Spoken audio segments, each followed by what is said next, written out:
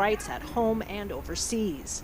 Now, one country is determined to pay a steep price for that principle. Saudi Arabia is suspending direct flights to Canada, demanding 15,000 Saudi students and their families in the country leave, and it's killing off hopes of future trade deals. It's all for speaking out on Twitter against Saudi Arabia's arrest of two women's rights activists on unspecified charges.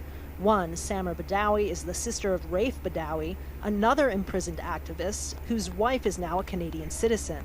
I think Saudi Arabia's very aggressive reaction demonstrates how sensitive they are to this kind of criticism, how much it matters to them. And so this really should be viewed by other governments as an important opening and opportunity to build that pressure. But if Canada was expecting the European Union or the United States to come to its defense, we have discussed it with the government of Saudi Arabia, and it's up for Saudi Arabia and the Canadians to work this matter out.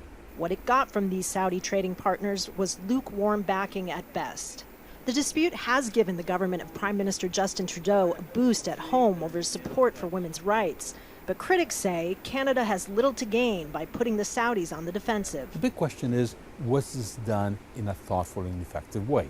Would it have been more productive to have used quiet diplomacy rather than a form of public shaming? And was Canada prepared for the fallout?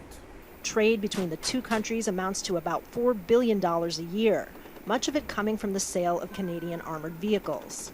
Canada hasn't backed down from its position, but now reportedly is talking to allies with influence for help and pursuing quiet diplomacy after such an explosive spat. Kristen Salumi, Al Jazeera.